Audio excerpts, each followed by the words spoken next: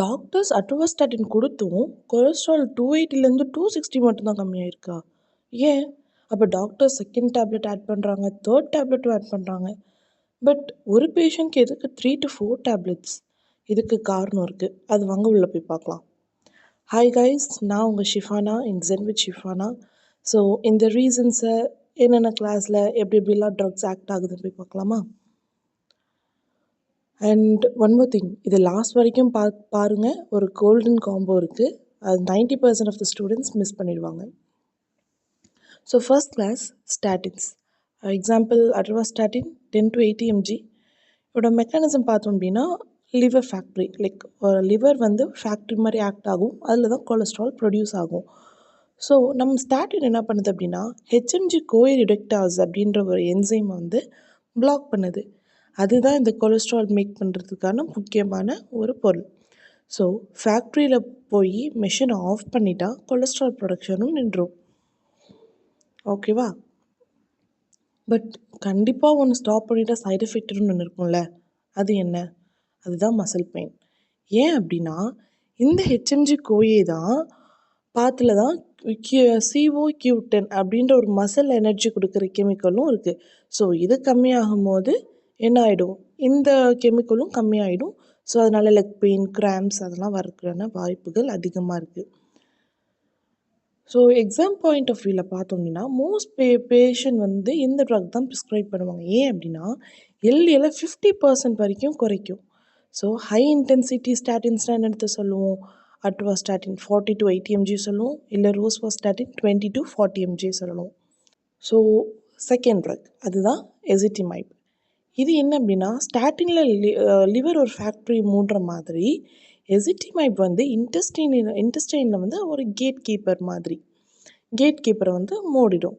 So இது என்ன பண்ணுது அப்படின்னா நம்ம சாப்பாடில் இருந்து வர கொலஸ்ட்ராலை நம்ம இன்டெஸ்டைனில் இருக்க NPC1L1 அப்படின்ற ஒரு டோர் வந்து இருக்கும். அந்த எசிட்டிமைப் என்ன பண்ணிடும்? அந்த டோரை லாக் பண்ணிடும். ஸோ அதோட ரிசல்ட் என்ன? சாப்பாடுலேருந்து வர கொலஸ்ட்ராலை வந்து பிளட்டில் வரவே வரவிடாது. ஸோ கொலஸ்ட்ரால் ஆட்டோமேட்டிக்காக கம்மியாயிடும். இப்போது எப்படின்னா ஸ்டாட்டின் ஃபேக்ட்ரி ப்ரொடக்ஷன் கம்மி பண்ணுற மாதிரி எசிட்டிமைப் வந்து மார்க்கெட்டில் இருந்து வர ஸ்டாக் எல்லாம் பிளாக் பண்ணிடும். லைக் நம்ம ஃபுட்லேருந்து வர கொலஸ்ட்ரால் எல்லாம் பிளாக் பண்ணிடும். ஓகே, அப்போ இதோட சைடு எஃபெக்ட்ஸ் என்ன? ஸ்டொமக் அப்செட் வரும். நான் முன்னாடியே சொல்லியிருந்தேன் கோல்டன் காம்போ, அதுதான் நம்ம ஸ்டாட்டின் அண்ட் எசிட்டிமைப். ஸோ இது என்ன பண்ணுது அப்படின்னா எல்டிஎல்லை 65% வரைக்கும் கம்மி பண்ணுது. ஸ்டாட்டின் மட்டும் கொடுத்தோம் அப்படின்னா 50% வரைக்கும் கம்மி பண்ணும். இதை எசிட்டிமைப் ஆட் பண்ணுறதுனால எக்ஸ்ட்ரா ஒரு 15 to 20% ட்ராப் இருக்குது. ஸோ அதனால பேஷண்ட்க்கு ஹை டோஸ் ஸ்டாட்டின் கூட தேவைப்படாது. ஓகே, அப்போ நம்மளோட தேர்ட் கிளாஸ் என்ன? ஃபிப்ரிக்ஸ். எக்ஸாம்பிள் ஃபீனோஃபிப்ரிக்ஸ் 145 mgயில் அவைலபிளாக இருக்குது. ஸோ இது வந்து triglyceride king. LDL bad cholesterol மாதிரி ட்ரைக்ளிசரைடும் ஒரு பேட் திங் தான். ஓகேவா? ஸோ இது மெக்கானிசம் என்ன அப்படின்னு பார்த்தோம் அப்படின்னா நம்ம ஃபிப்ரிக்ஸ் வந்து நியூக்ளியஸில் போய் PPAR ஆல்ஃபா அப்படின்ற ரிசெப்டாரை வந்து ஆன் பண்ணிடும். அது ஒரு ஸ்டியரிங் வீல் மாதிரி இருக்கும். இந்த ஸ்டியரிங் வீல் திரும்ப என்ன பண்ணுன்னா லிவர் LPLனு ஒரு என்சைமை நிறைய ப்ரொடியூஸ் பண்ண ஆரம்பிச்சிடுது. LPLனால் என்ன? ஒன்றும் இல்லை, லிப்போப்ரோட்டீன் லிப்பீஸ். இது ஒரு வேக்யூம் கிளீனர் மாதிரி. ஸோ பிளட்டில் ஓடக்கூடிய ட்ரைக்ளிசரைட் ஃபேட்டெல்லாம் என்ன பண்ணிடும்? சக் பண்ணிடும். ஸோ பேஷண்ட் சப்போஸ் ட்ரைக்ளிசரைட் 500க்கு மேலே இருந்துச்சு அப்படின்னா உங்களுக்கு பேங்க்ரியாட்டிஸ் கூட வரும். அப்போ டாக்டர்ஸ் வந்து ஃபிப்ரிக்ஸை தான் வந்து ஃபர்ஸ்ட் சாய்ஸாக சூஸ் பண்ணுவாங்க. ஓகே, அப்போ அதோட சைடு எஃபெக்ட்ஸ் என்ன அப்படின்னா கேல்ஸ்டோன். பிகாஸ் பைலில் கொலஸ்ட்ரால் கான்சன்ட்ரேஷன் இன்க்ரீஸ் ஆகிடும்ல.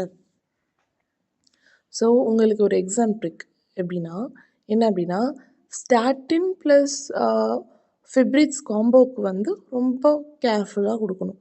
ரெண்டும் சேர்ந்து மசில் பெயினும் வரும், ரேபிடோமைலோசிஸ் ரிஸ்க்கும் ஜாஸ்தி இருக்கும். ஸோ அப்புறம் ஒன்று கேம்பிஃபிப்ரோசில் ப்ளஸ் ஸ்டாட்டின் அவாய்ட் கண்டிப்பாக பண்ணிடணும். ஃபீனோஃபிப்ரிக்ஸ் ப்ளஸ் ஸ்டாட்டின் கூட கொஞ்சம் சேஃப் காம்போ தான். நம்ம ஃபோர்த் ட்ரக் போகலாமா? அதுதான் PCSK9 இன்ஹிபிட்டர். எக்ஸாம்பிள் எவோலோக்யூமேப். அது வந்து 140 mgயில் கிடைக்கும், பட் இன்ஜெக்ஷனாக மட்டும்தான் கிடைக்கும். இதுதான் இப்போ இருக்கக்கூடிய லேட்டஸ்டான ட்ரக், பட் காஸ்ட்லியான ட்ரக். ஏன் அப்படின்னா அதோட மெக்கானிசம் கொஞ்சம் டிஃப்ரெண்ட். அது என்ன அப்படின்னா PCSK9 ஒரு புரோட்டீன் இருக்குது. அது என்ன பண்ணும், லிவரில் எல்டிஎல் ரிசெப்டாரை டிஸ்ட்ராய் பண்ணிடுது. ஸோ இந்த PCSK9 ஜாஸ்தியானா லாக்கும் உடஞ்சிரும் இல்லையா? ஸோ இந்த லாக் இல்லைன்னா கொலஸ்ட்ரால் பிளட்டில் அதிகமாக ஓடிட்டே இருக்கும். அப்போது என்ன பண்ணுறோம், இந்த நம்ம ட்ரக் PCSK9 இன்ஹிபிட்டரை கொடுத்து இந்த ப்ரோட்டீனை வந்து ஒரு ஆன்டிபாடி மாதிரி போய் பைண்ட் பண்ணிக்கும். அப்போது அந்த லாக்கை உடைக்க முடியாது. ஸோ அந்த எல்டிஎல் வந்து நிறைய பிளட்டில் போகாது, ரிசெப்டார் அதிகமாகிடும். ஸோ இந்த வந்து என்ன பண்ணும், எல்டிஎல் பிளட்டில் வந்து அதிகமாக போகாது. ஸோ எல்டிஎல் வந்து 60% வரைக்கும் கம்மியாகிறதுக்கான வாய்ப்புகள் இருக்குது.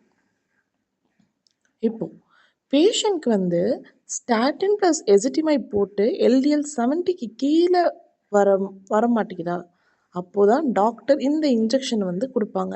2 வீக்ஸ் ஒரு தடவை வந்து கொடுப்பாங்க.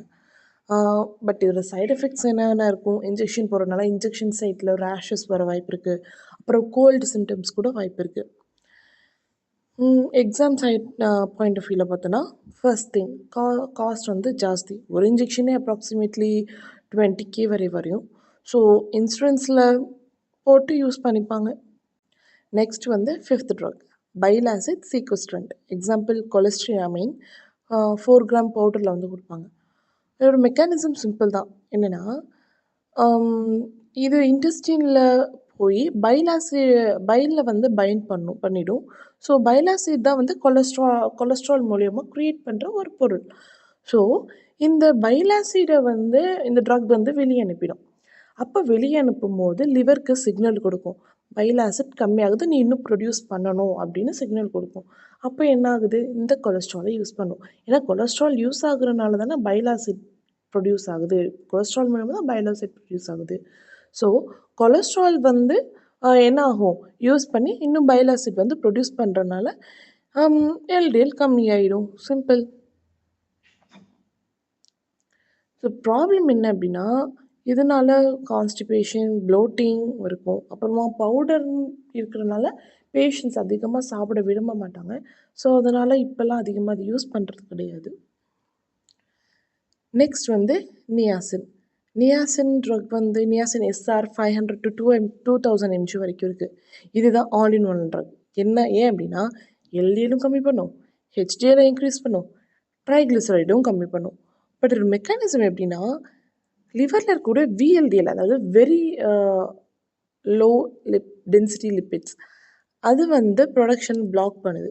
ஓகேவா? ஸோ இந்த ப்ராசஸ் மூலிமா தான் இந்த 3 ப்ராசஸும் நடக்குது. ஸோ இதோட ப்ராப்ளம் என்ன, flushing, itching, red face, body heat அதெல்லாம் வருது. ஸோ இந்த ஒரு ப்ராப்ளம்னாலே பேஷண்ட்ஸ் 2 நாளைக்கு மேலே எடுத்துக்க மாட்டாங்க. ஸோ அதனால் இந்த ட்ரக்கும் யூஸ் பண்ணுறதே இல்லை இப்போது. அப்போ எக்ஸாமில் ஓல்ட் ட்ரக்ஸ் என்ன அப்படின்னு கேட்டால் என்ன சொல்லுவோம், இந்த நியாசினும் பைல் ஆசிட் சீக்வஸ்ட்ரண்ட்ஸும் சொல்லுவோம். ஓகே, இப்போது இங்கே தான் ஒரு